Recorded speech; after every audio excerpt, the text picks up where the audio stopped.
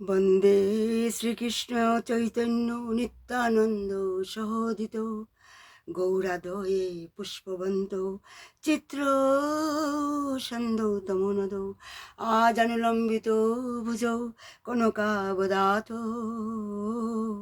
সংকীর্তনৈকপিতর কমলায়তাক্ষ বিশ্বম্বর দ্বিজবর যুগধর্মপাল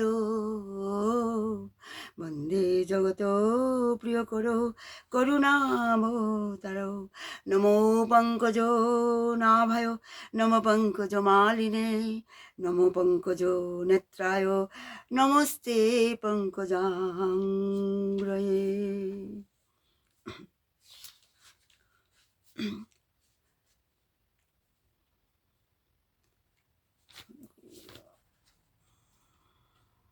তমাদিদেবং করুণানিধানম তমালবর্ণং সুহিতাবতরম অপার সংসার সমুদ্র সেতু ভোজামোহে ভাগবত স্বরূপ। এ অখিল ব্রহ্মাণ্ডের অধিপতি ত্রিলোকেশ্বরপতি নন্দনন্দন ব্রজন্যনন্দন আনন্দকন্দ বৃন্দাবন চন্দ্র অখিল রসামৃত সিন্ধু কুঞ্জনিকুঞ্জেশ্বর শ্রী শ্রী রাধা মাধবের এবং তার পরমাহ্লাদিনী শক্তি কৃপাময়ী বিষমানন্দিনী শ্রী রাধা রানীর অশেষ কৃপায় আমরা সব ভক্তরা শিবানন্দ বাবার সৎসঙ্গে শুভ সংকল্প নিয়ে পবিত্র সৎসঙ্গে আয়োজিত শ্রী বাংময়ী প্রতিমূর্তির শ্রীহরির বাংময়ী প্রতিমূর্তি শ্রীমদ্ ভাগবতমের রসাস্বাদন করার সৌভাগ্য লাভ করেছি। প্রথমেই আমি ভক্তিরসপাত্র অকিঞ্চন বৈষ্ণব মহাভাগবত মহাপুরুষ শ্রী শ্রী স্বামী শিবানন্দ গোস্বামী মহারাজের চরণে আমার কোটি কোটি দণ্ডবোধ প্রণাম। আর সমস্ত রূপানুগ গুরুবর্গ গুরু পরম্পরা সমস্ত আচার্যবর্গের চরণে আমার কোটি কোটি দণ্ডবোধ প্রণাম। আর উপস্থিত সমস্ত কৃষ্ণপ্রেম অনুরাগী গৌরভক্তবৃন্দের চরণে কোটি কোটি দণ্ডবোধ প্রণাম। আর ইউটিউবের মাধ্যমে যারা শ্রবণ করছেন তাদের জন্য আমার কোটি কোটি দণ্ডবোধ প্রণাম। আমরা শ্রীমদ্ ভাগবতমের পঞ্চম স্কন্ধের পঞ্চম অধ্যায়ে আমরা পুত্রদের প্রতি ভগবান ঋষভদেবের উপদেশ আমরা গত শনিবার থেকে রসাস্বাদন করছি। ঋষভদেব যিনি হচ্ছেন ভগবানের অবতার, তিনি নাভি মহারাজ নাভি এবং তার পত্নী মেরুদেবীর গর্ভে তিনি প্রকট হয়েছিলেন। সরসাগরা পৃথিবীর সম্রাট ছিলেন, তার 100 জন পুত্র ছিল। কারণ তিনি ভক্তিমার্গের কথায় তার পুত্রদের তিনি উপদেশ দিচ্ছিলেন। ভগবান সব জায়গাতেই আছেন, মানে দুধ মানে মন্থন করেই যেমন দই মানে হয়, মাখন হয়, তার জন্য আর এছাড়ার কোনো মানে উপায় নেই, প্রণালী নেই, পদ্ধতি নেই মাখন তৈরি করার। মানে মন্থন করে, দুধ মন্থন করেই সেটা তৈরি করতে হয়, মানে দই হয়। যতই মানে বৈজ্ঞানিকের আবিষ্কার হোক না কেন, মানে সেইভাবে মানে একমাত্র যতই মানে বৈজ্ঞানিক আবিষ্কার কত কিছু হয়েছে তার দ্বারা সেই মন্থন করা সম্ভব নয়। ঠিক সেইভাবে একমাত্র ভক্তির দ্বারাই মানে ভগবানকে পাওয়া যায়, মানে একমাত্র ভক্তির দ্বারা। যেমন আরেকটা উদাহরণ আমরা দিতে পারি, যে একটা হরিণ মানে কি সুন্দর গন্ধ, সেই গন্ধটা পেয়ে পাগলের মতো ছুটছে, এদিক সেদিক ছুটে বেড়াচ্ছে গন্ধটা কোথায় আছে সেটা খুঁজে করার জন্য, গন্ধটা পাওয়ার জন্য ভাগছেই ভাগছে। রাস্তায় একটা সাধু বলল, আরে কেন ভাগছো, কোথায় যাচ্ছ? হরিণটাকে বললো, কোথায় যাচ্ছ? হরিণটা বলল, আরে দেখুন, সাধুকে বলল, দেখুন মহারাজ, কি সুন্দর একটা গন্ধ আমি পাচ্ছি, জানি না সেই গন্ধটা কোথা থেকে আসছে। সে পাগলের মতো আমি হয়ে গেছি সেই গন্ধটা জানার জন্য কোথা থেকে আসছে, পাগলের মতো হয়ে গেছে, মানে জানে না কোথা থেকে সেই গন্ধ আসছে। তখন সাধুটা বলল, সাধু কাছে আসতে বললো, হরিণটা কাছে এলে তার ঘাটটা ধরে তার নাভির কাছে মানে নিয়ে গিয়ে বললো, আর তোর এখান থেকে নাভির থেকে সেই গন্ধটা আসছে, তোর নিজের থেকেই সেই গন্ধ আসছে, মানে সেই যেই গন্ধের জন্য তুই ছুটে বেড়াচ্ছিস সেই গন্ধ তোর কাছেই আছে। ঠিক সেইভাবে ভগবান আমাদের প্রত্যেকের মধ্যেই আছে। আমাদের আমাদের মানে হৃদয় মন্দিরে আমাদের ভগবান আছে, আমাদের হৃদয়ে আছে ভগবান, আমাদের মধ্যেই আছে। আমাদের জন্য মন্দিরে মন্দিরে আমাদের ভাবতে হয় না, ভগবান আমার ভিতরেই আছে। তা আমাকে কি করতে হবে? রিয়েলাইজ করতে হবে, আত্মদর্শন করতে হবে, আমাকে জানতে হবে। আর সেটা একমাত্র ভক্তির দ্বারা জানা যায়। তাই তো ঋষভদেব যিনি ছিলেন স্বয়ং ভগবান, ভগবানের অবতার, তিনি তার পুত্র 100 পুত্রদের তিনি উপদেশ দিচ্ছিলেন। তিনি বলছেন পুত্রদের, হে পুত্রগণ, সর্বাণি মধ্যিষ্ণত্বয়া ভবদ্ভীশ্চরাণি ভূতানি সুতা ধ্রুবানি সম্ভাবিতব্যানি পদে পদেব বিবিক্ত দীর্ঘ বিস্তদু হর্ণং মে। মানে হে পুত্রগণ, স্থাবর অথবা জঙ্গম কোনো জীবের প্রতি মানে মাৎসর্য পরায়ণ হয় না। মাৎসর্য পরায়ণ মানে মৎসর হয় না, মানে হিংসা করো না তাদের। আমি তাদের মানে ভগবান সকলের মধ্যে বিরাজ করছে, জন্য সবাইকে সম্মান করো। তাহলে ভগবানেই মানে প্রতি সম্মান দেখানো হবে, মানে সব জীবের প্রতি সম্মান দেখানো মানে সবে ভগবানের প্রতি সম্মান জানানো। ঋষভদেব পুত্রদেরকে বলছেন মানে। তাই তো বেদের বাণী অনুসারে ঈশাবাস্যামিদং সর্বম, ঈশাবাস্যামিদং সর্বম, তার মানে ভগবান সর্বত্র বিরাজ করছেন। এইমাত্র যেভাবে বললাম, সবার মধ্যে ভগবান আছেন এবং যেখানে তিনি বিরাজ করেন সেটিই হচ্ছে তার মন্দির। মানে আমরা দূর থেকেও আমরা মন্দিরকে প্রণাম করি, তেমনি সমস্ত জীবদেরই সব জীবকে সম্মান দেওয়া উচিত, মানে মানে প্রণাম করা উচিত। যেভাবে আমরা দেখেছি আমাদের গুরুদেব সবাইকে, একটা শিশুকে দেখেও প্রণাম করেন, বাবা সবাইকে প্রণাম করেন। এই তত্ত্বটা কিন্তু মানে সর্বেশ্বরবাদ থেকে ভিন্ন। সর্বেশ্বরবাদে কি আছে? সর্বেশ্বরবাদ মনে করে যে সব কিছুই ভগবান, সব কিছু ভগবান, সব কিছু ভগবানের সঙ্গে সম্পর্কিত, কারণ ভগবান সর্বত্র বিরাজমান। কিন্তু তার অর্থ এই নয় যে সব কিছুই ভগবান, এটার অর্থই নয়। যেভাবে আমরা দেখি নারায়ণ ধনী অথবা দরিদ্র উভয়ের মধ্যেই আছেন। কখনো মনে করা উচিত নয় যে দরিদ্রদের মধ্যে শুধু ভগবান আছে। আমরা যে বলি দরিদ্র নারায়ণ, এটা ভুল বলা। আসলে দরিদ্রদের মধ্যেই যে ভগবান, সেটা মনে করা উচিত নয়। তিনি সর্বত্রই আছেন মানে। আর উন্নত ভক্ত তারা সবাইকেই সম্মান প্রদর্শন করেন, এমনকি কুকুর বেড়ালকে পর্যন্ত সম্মান করেন। বিদ্যা বিনয় সম্পন্নে ব্রাহ্মণে গভীহস্তিনী শুনি চৈব সপাকে চ পণ্ডিতা সমদর্শিন। বিনম্র মহাত্মা তার যথার্থ জ্ঞানের প্রভাবে মানে একজন বিদ্যা এবং বিনয় সম্পন্ন ব্রাহ্মণ, একটা গাভী, একটা হাতি, একটা কুকুর, একটা চণ্ডালকেও মানে সমদৃষ্টিতে দর্শন করেন। সমদৃষ্টি সমান, তার কাছে সবই সমান। মানে এই সমদর্শন এই কথাটির অর্থ এই নয় যে জীব এবং ভগবান সমান, এটার অর্থ কিন্তু এটা নয়। জীব ভগবান সমান, জীব এবং ভগবানের পার্থক্য নিত্য, পার্থক্য আছে নিত্য। এই জন্যই তো মহাপ্রভু আমাদেরকে এসে সেই অচিন্ত ভেদাভেদ তত্ত্ব বলেছেন। জীব এবং ভগবান মানে ভেদও আছে এবং অভেদও আছে, সেটাই অচিন্ত ভেদাভেদ তত্ত্ব। মানে কারণ মহাপুরুষ সময়ে অদ্বৈতবাদ দ্বৈতবাদ নিয়ে মতবিরোধ ছিল জনদের মধ্যে, মহাপুরুষের মধ্যে। আর তাদের সেই মতবাদ খণ্ডন করে তিনি এমন একটা সিদ্ধান্ত তিনি দিলেন, অচিন্ত ভেদাভেদ তত্ত্ব। যেমন আমরা একটা ম্যাটেরিয়াল জড়জাগতিক উদাহরণ দিতে পারি, যেমন সমুদ্রের জল আমরা যদি এক বালতি সমুদ্রের জল নিয়ে এসে যদি আমি একটা বালতিতে রাখি, তবে কি তার সেই সমুদ্রের জলের সঙ্গে সেই বালতির জলের কি পার্থক্য? তারা কিন্তু ইয়েতে এটা গুণগতভাবে কোয়ালিটেটিভলি একই। সমুদ্রের জলটা আর বালতির মধ্যে থাকা জল একই।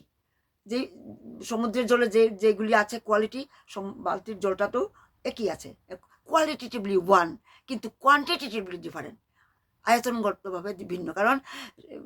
কেন? কারণ সমুদ্রে হচ্ছে অনেক জল, সীমাহীন জল, আর বালতির মধ্যে অল্প জল, তাই না? এটাই পার্থক্য।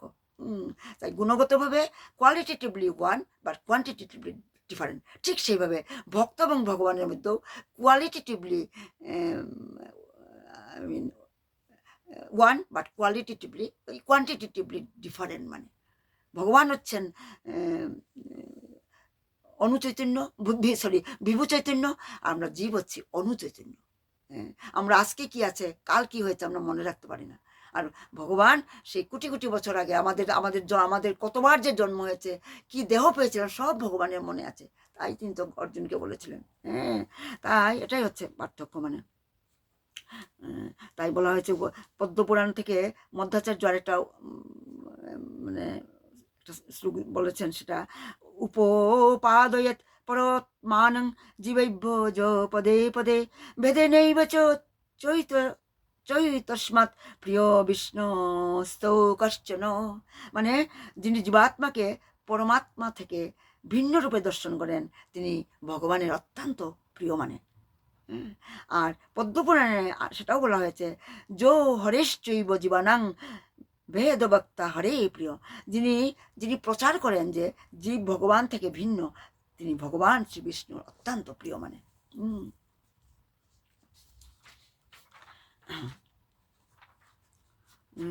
তাই আর এই যে উপদেশ যে ঋষভদেব তার 100 জন পুত্রকে দিচ্ছেন, হ্যাঁ, সেই কথাগুলি সুখদেব গোস্বামী মহারাজ পরীক্ষিতে তিনি বলছিলেন। তাই সুখদেব গোস্বামী বলতে লাগলেন, এইভাবে সকলের পরম সুরিত মানে ভগবান ঋষভদেব, তিনি লোকশিক্ষার জন্য তার পুত্রদের শিক্ষা দিয়েছিলেন। তার পুত্ররা তো কি শিক্ষা দেওয়ার দরকার ছিল না, তারাও উন্নত উত্তম কোটির ভক্ত ছিল। কিন্তু আমাদের জন্য লোকশিক্ষার জন্য স্বয়ং ভগবান, যিনি ঋষভদেব হয়ে এসেছেন নাভির পুত্র হয়ে, তিনি আমাদের জন্য তিনি পুত্রদের শিক্ষা প্রদান করেছিলেন।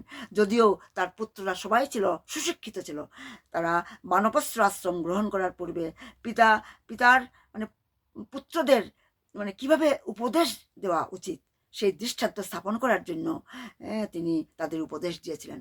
কারণ ঋষভদেব তিনি বানপ্রস্থ আশ্রম গ্রহণ করতে চেয়েছিলেন এবং যাওয়ার পূর্বে তিনি পুত্রদের উপদেশ দিয়েছিলেন। তিনি বলছিলেন, কর্মবন্ধন মুক্ত নির্গুণ ভক্তিপরায়ণ সন্ন্যাসীরাও এই উপদেশ থেকে শিক্ষা লাভ করতে পারে। মানে কার কার জন্য এই উপদেশ মানে উপযুক্ত, তাই বলছেন। ঋষভদেব তার শতপুত্রদের উপদেশ দিয়েছিলেন, যাদের মধ্যে মানে সবচেয়ে জ্যেষ্ঠ মানে ভরত ছিলেন পরম ভাগবত এবং বৈষ্ণবদের অনুগত ছিলেন। সারা পৃথিবী শাসনের জন্য ভগবান ঋষভদেব তার জ্যেষ্ঠ পুত্রকে রাজ্য সিংহাসনে অভিষিক্ত করেছিলেন।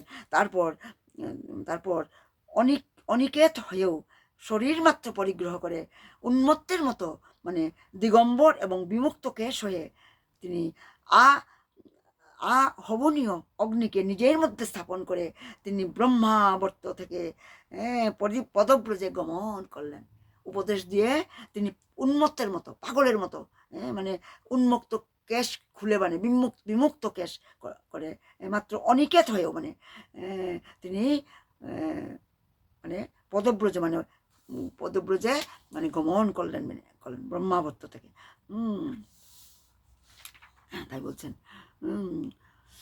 ভগবান ঋষভদেবের গৃহে মানে অবস্থানকালও গৃহস্থ জীবন থেকে অবসর গ্রহণ করে নগ্ন অবস্থায় তিনি উন্মত্তের মতো তিনি ছিলেন। মানে ভগবান ঋষভদেব অবধূত বেশ ধারণ করে মানব সমাজের মধ্যে জড়, অন্ধ, মূক, বধির, পিশাচের মতো বিচরণ করতেন। এটা পাগলের মতো, যেভাবে জড়ভরত, আমরা জড়ভরতের কথা আমি আগের ক্লাসে বলেছিলাম, জড়ভরত কিভাবে তৃতীয় জন্মে সেকেন্ড জন্মেতে রাজা ভরত তিনি দ্বিতীয় জন্মে হরিণের শরীর প্রাপ্ত হয়ে তৃতীয় জন্মে তিনি জড়ভরত শরীর প্রাপ্ত হয়েছিলেন। বুবার মতো অ্যাক্টিং করতেন, আসলে বুবা ছিলেন না, প্রচণ্ড জ্ঞান ছিল, তিনি জাতিশ্বর ছিলেন, পূর্বজন্মের কথা মনে ছিল, তাই এই জন্ম নষ্ট করতে চাননি, তাই জন্য তিনি বুবার মতো ব্যবহার করতেন। তাই তো আমরা দেখছি ভগবান ঋষভদেব অবধূত বেশ ধারণ করে তিনি জড়, অন্ধ, মূক, বধির, পিশাচের মতো বিচরণ করতেন। মানুষ যদিও তাকে সেই সমস্ত নামে সম্ভাষণ করত, এই পাগল বলে, এই অন্ধ, এই জড় বলে নানাভাবে তাকে কটূক্ত করে তার সম্ভাষণ করত। আর কিন্তু তিনি মৌনব্রত অবলম্বন করে কারোর সঙ্গে তিনি বাক্যলাপ করতেন না। তিনি ক্রোধেও ক্রোধিত হতেন না, কেউ যদি দুঃখ দিত তিনি দুঃখিত হতেন না, মানেও অপমানেও তিনি তার কিছুতেই মানে নির্লিপ্তভাবে থাকতেন। ঋষভদেব তখন নগরী, গ্রাম, খনি, কৃষিক্ষেত্র, উপত্যকা, উদ্যান, সেনানিবাস, গৌনিবাস, যাত্রীনিবাস, পর্বত, অরণ্য, আশ্রম ইত্যাদি স্থানে ভ্রমণ করতেলেন। সারা পৃথিবী মানে তিনি ভ্রমণ করতেলেন, সব জায়গায় ভ্রমণ। আর তার ভ্রমণের সময় মাছিরা যেমন, মাছিরা যেমন বনহস্তিকে ঘিরে উত্ত্যক্ত করে, সেইভাবে দুর্জনেরা দুর্জনেরা তাকে ভয় প্রদর্শন করতো, গায়ে প্রস্রাব করতো, থুতু পরিত্যাগ। তার সেই অবস্থা দেখে, এটা অবধূতের মতো অবস্থা, পাগলের মতো অবস্থা থেকে তার গায়ে গায়ে যারা দুর্জন ব্যক্তিরা প্রস্রাব করে দিত, থুতু ফেলতো, ভয় দেখাতো, বিষ্ঠা আর ধুলি নিক্ষেপ করতো। কি কি যে মানে কি যে মানে অত্যাচার করতো, মানে হ্যাঁ, হ্যাঁ, অধবায়ু ত্যাগ, এবার আর দুর্বাক্য প্রয়োগ করে তারা নানাভাবে ক্লেশ প্রদান করলেও তিনি সেই সমস্ত গ্রাহ্যই করতেন না। তার কাছে এগুলি কিছুই না, গ্রাহ্যই করতেন না। কারণ তিনি বুঝতে পেরেছিলেন জড় শরীরের পরিণতি তাই। কারণ মানে কি হবে, আলটিমেটলি কি হবে, শরীরটা তো মাটির সঙ্গে মিলে যাবে, পঞ্চভূতে মিলে যাবে, বায়ু বায়ুর সঙ্গে মিলে যাবে, অগ্নি অগ্নির সঙ্গে মিলে যাবে, জল জলের সঙ্গে মিলে যাবে। আমার শরীরটা তো পঞ্চভূতে গড়া, আকাশ বায়ু অগ্নি মরু তেজ, এই পাঁচটা দিয়ে উপাদান দিয়ে গড়ায় শরীর আমার। মৃত্যুর পর এই শরীরটার জন্য আমরা কত যত্ন করি, কিন্তু সেই শরীরটা মৃত্যুর পর সব মাটিতে মিলে যাবে। মানে মাটি মাটিতে মিলবে, আকাশ আকাশে মিলবে, বায়ু বায়ুতে মিলবে। সেটা তিনি ঋষভদেব জানতে পেরেছিলেন। তিনি চিন্ময় স্তরে মানে প্রতিষ্ঠিত ছিলেন। মানে তাই তিনি এই সমস্ত অবমাননা, এইসব গালিগালাজ তিনি গ্রাহ্য করতেন না। তিনি চিত এবং অচিত এর পার্থক্য সম্পূর্ণভাবে হৃদয়ঙ্গম করতে করেছিলেন। তাই তার কোনো রকম দেহাত্মবুদ্ধি ছিল না, তিনি দেহাত্মবুদ্ধি থেকে মুক্ত ছিলেন। আর আমরা তো দেহাত্মবুদ্ধি নিয়ে আছি এখনো। আমি অমুক, আমি অমুক দেশের জন্ম, আমি ভারতীয়, আমি বাঙালি, আমি পাঞ্জাবি, এই দেহাত্মবুদ্ধি নিয়ে আমি আছি। এই জাতি কলহ, এইভাবে জাতিতে জাতিতে কলহ, জাতিভেদ, এইসবই তো চলছে। তাই কিন্তু ঋষভদেব তিনি এই এই পার্থক্যগুলি হৃদয়ঙ্গম করতে পেরেছিলেন, কারণ তার মধ্যে দেহাত্মবুদ্ধি ছিল না। এইভাবে কারো প্রতি মানে ক্ষুধান্বিত না হয়ে তিনি একাকী মানে সারা পৃথিবী মানে পর্যটন করতে লাগলেন। তাই তো আমাদের আচার্য নরোত্তম দাস ঠাকুর তিনি বলছেন, দেহস্মৃতি নাহি যার সংসার বন্ধ কাহ, দেহস্মৃতি নাহি যার সংসার বন্ধন কাহা। মানে তারা তারা কেউ যখন সম্পূর্ণভাবে উপলব্ধি করতে পারেন যে এই জড়দেহ এবং জড় জগৎ অনিত্য, তখন তিনি আর এই শারীরিক সুখ দুঃখের পরোয়া করেন না। তাই সেটা আবার চৈতন্য ভগবান শ্রীকৃষ্ণ ভগবদ্গীতায় অর্জুনকে উপদেশ দিয়েছিলেন, মাত্রা স্পর্শাস্ত কন্তেয় শীতষ্ণ সূক্ষ্ম দুঃখদা আগম্য পাইন নিত্য সংস্কৃতি স্থিতি ভারত। ভগবান কৃষ্ণ অর্জুনকে বলছে, হে কুন্তেয়, ইন্দ্রিয়ের সঙ্গে বিষয়ের সংযোগের ফলে অনিত্য সুখ দুঃখের অনুভব হয়। সেগুলি ঠিক যেন শীত এবং গ্রীষ্মের ঋতুর মানে আসা যাওয়ার মতো, মানে গমনাগমনের মতো। হে ভরতকুল প্রদীপ, আবার অর্জুনকে আবার বলছেন ভরতকুল প্রদীপও বলছেন। সে ইন্দ্রজাত অনুভূতির দ্বারা প্রভাবিত না হয়ে সেইগুলি সহ্য করার চেষ্টা করো। মানে সুখে দুঃখে বিচলিত হয় না, শীতে গ্রীষ্ম বিচলিত হয় না, সহ্য করো। সেটাই তো বলেছিলেন অর্জুনকে ভগবান শ্রীকৃষ্ণ। তাই ঋষভদেব সম্বন্ধে তাই আমরা আগেই আমরা উল্লেখ করেছি যে ইদং শরীরং মম দুর্বৃতাব্যম, ইদং শরীরং মম দুর্বৃতাব্যম, তার জড়দেহের বন্ধন ছিল না। তাই দুর্জন ব্যক্তিরা তাকে যে যন্ত্রণা দিয়েছিল তা তিনি নীরবে সহ্য করেছিলেন। তারা তার প্রতি মল ধুলা নিক্ষেপ করলো এবং তাকে প্রহার করলো, তিনি তা সহ্য করেছিলেন, প্রতিবাদ করতেন না। তার দেহ ছিল চিন্ময় এবং তার ফলে তিনি কোনো বেদনায় অনুভব করতেন না। তার বেদনাই ছিল না, শরীরে মারতো, বেত্রাঘাত করতো, কারণ তিনি নগ্ন হয়ে তিনি বিচরণ করতেন। তিনি কাউকে ভূক্ষেপই করতেন না, তিনি বেদনা অনুভব করতেন না। তিনি চিন্ময় আনন্দে মগ্ন ছিলেন, কৃষ্ণানন্দে, ভগবত কৃষ্ণানন্দে মগ্ন ছিলেন। ভগবদ্গীতায় তাই তো বলা হয়েছে, ঈশ্বর সর্বভূতানাং হৃদেশে অর্জুন তিষ্ঠতি ভ্রাময়ন সর্বভূতানি যন্ত্রারুণানি মায়া। মানে হে অর্জুন, পরমেশ্বর ভগবান সমস্ত জীবকে এই মানে দেহরূপ যন্ত্রে আরোহণ করিয়ে মায়ার দ্বারা মানে ভ্রমণ করান। এই দেহটা একটা যন্ত্র, মানে যন্ত্র। আর এই যন্ত্রে আরোহণ করে মানে মায়ার দ্বারা মায়ার কবলিত হয়ে এই 84 লক্ষ জনিতে বারবার সে জন্ম হচ্ছে, আবার মৃত্যু হচ্ছে, জন্ম হচ্ছে, মৃত্যু হচ্ছে। সেই সেই সেই জন্ম মৃত্যুর বন্ধন থেকে বেরিয়ে আসতে পারছে না। তাই তো আমাদের আচার্য বলেন, মহাপ্রভু কি বলেছেন, ব্রহ্মাণ্ডে ভ্রমিতে গুণ ভাগ্যবান জীব গুরু কৃষ্ণ প্রসাদে পায় ভক্তিলতা বীজ। সেই ভাগ্যবান যখন একজন সাধুর মহাত্মার সঙ্গ পায়, তখন তার তার সে তখন দেহাত্ম বুদ্ধি থেকে মগ্ন মানে মুক্ত হয়ে সে ভগবত উন্মুখী হতে হয়। মানে তাই ভগবান ঋষভদেবের হাত, চরণ, পা, বক্ষস্থল ছিল অত্যন্ত দীর্ঘ, মানে সুপুরুষ ছিলেন তিনি। তার স্কন্ধদ্বয়, মুখমণ্ডল এত সুকোমল, অত্যন্ত সুকোমল, সুগঠিত ছিল। তার মুখমণ্ডল সবসময় একটা মানে ন্যাচারাল, মানে একটা হাসি, মানে স্বভাবসিদ্ধ হাসিতে শোভিত ছিল। তার নয়ন যুগল ছিল প্রভাতের শিশির সিক্ত নবীন পদ্মফুলের পাপড়ির মতো। তার চোখের তারা এত মনোহর ছিল, চোখের আইবলগুলি এত মনোহর ছিল যে তার দর্শকের সমস্ত সন্তাপ হরণ করত। আহা, তার কপাল, কর্ণ, নাক, কণ্ঠ সমস্ত অবয়ব সুন্দর ছিল। তার মধুর হাসি সর্বদা তার মানে মুখকে আরো সৌন্দর্যান্বিত করতো। মানে ঋষভদেব যদিও তার শরীরকে সম্পূর্ণভাবে অবহেলা করেছিলেন, তবু তার দিব্য অঙ্গ প্রত্যঙ্গ এতই আকর্ষণীয় ছিল যে বিবাহিতা রমণীরাও তার প্রতি আকৃষ্ট হতো। মানে তার সৌন্দর্য এবং মলিনতার সংমিশ্রণে তার সুন্দর শরীরকে পিশাচগ্রস্ত বলে মনে হতো।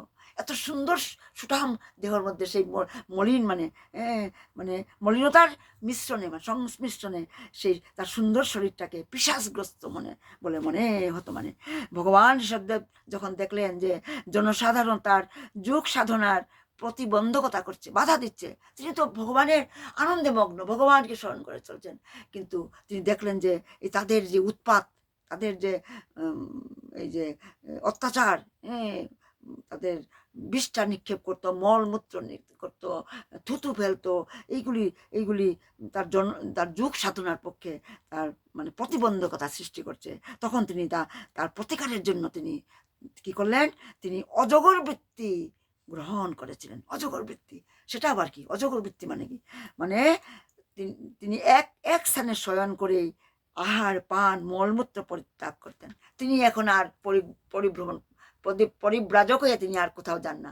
তিনি অজগর বৃত্তি, মানে একটা স্থানে। অজগরটা তো আপনার জানেন, অজগর এক বিশাল অবয়ব, অজগরের লড়তে চড়তে পারে না, একটা স্থানে সে খায়, ঘুমায়, সব কিছু ঠিক।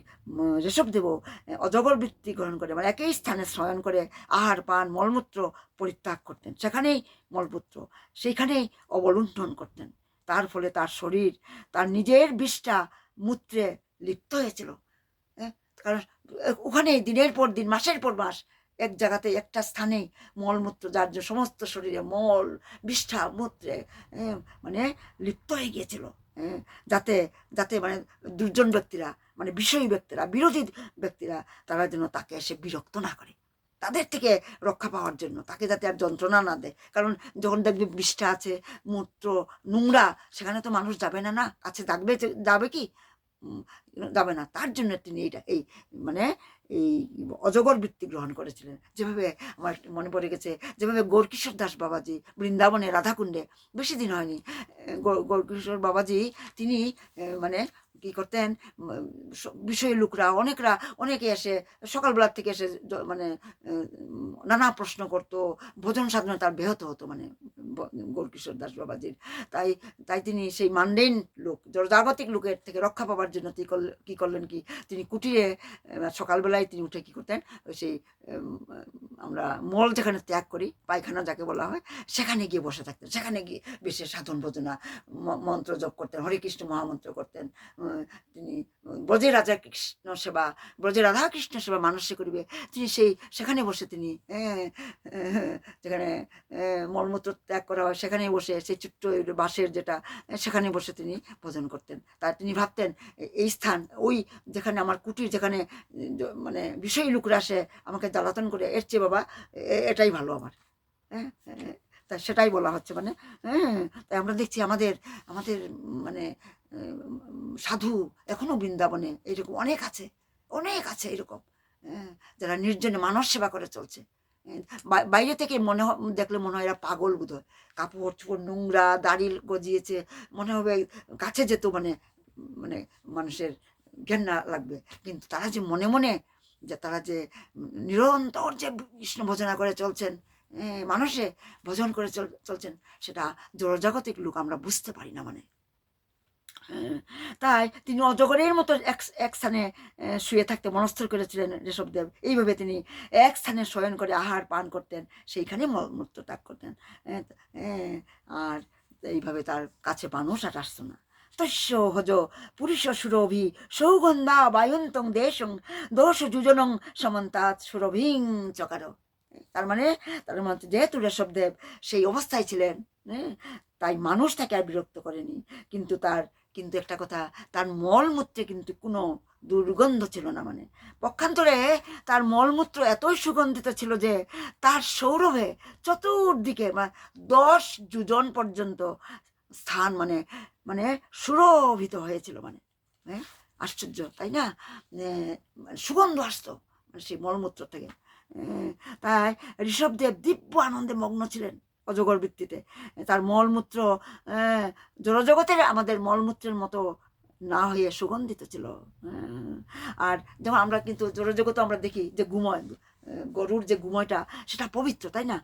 বৈজ্ঞানিকরাও কিন্তু পরীক্ষা করে দেখেছে গুময় পবিত্র, নাশক মানে বীজাণু নাশক মানে।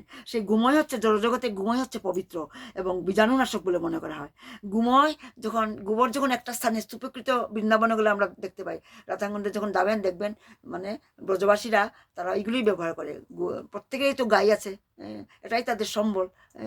সেই গোবরগুলি ঠিক স্তূপাকারে আছে, সেটার থেকে সেটা থুপড়া থুপড়া করে বানায়, রোদে শুকায়, সেটা দিয়ে তারা রান্না করে। তো গুময় এক স্থানে স্তূপীকৃত করে রাখলেও তা থেকে দুর্গন্ধ বেরোয় না কিন্তু। সেই গোবরের গন্ধ, আর সেই গোবরের গন্ধে কেউ বিরক্ত হয় না মানে। সেই থেকে আমরা মানে নিশ্চিত রূপে আমরা এটাই আমরা মানে মানে অনুমান করতে পারি, এই চিৎ জগতে মল এবং মূত্র সুগন্ধযুক্ত মানে চিৎ জগতে সেটা সুগন্ধযুক্ত। আসলে ঋষভদেবের মলমূত্রের প্রভাবে সমস্ত পরিবেশ মানে অত্যন্ত মনোরম হয়ে উঠেছিল মানে। ও মা, আমার টাইম শেষ হয়ে গেছে।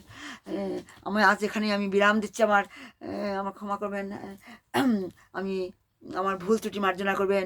নিতাই গৌর সীতানাথ প্রেমানন্দে হরি হরি বল, হরি হরি বল, হরি হরি বল। খেতুরি ধাম কি জয়, নরোত্তম দাস ঠাকুর কি জয়। জয় রাধা মাধব, জয় কুঞ্জ বিহারী, জয় গোপীজন বল্লভ, জয় গিরিবর ধারী, জয় গিরিবর ধারী। যশোদানন্দন ব্রজজন রঞ্জন, যশোদানন্দন ব্রজজন রঞ্জন, যশোদানন্দন ব্রজজন রঞ্জন, যমুনা তীর বনচারী। জয় শিবানন্দ বাবা কি জয়, সৎসঙ্গ কি জয়। প্রণাম সবাইকে, প্রণাম প্রণাম প্রণাম। আমাকে ক্ষমা করবেন, প্রণাম।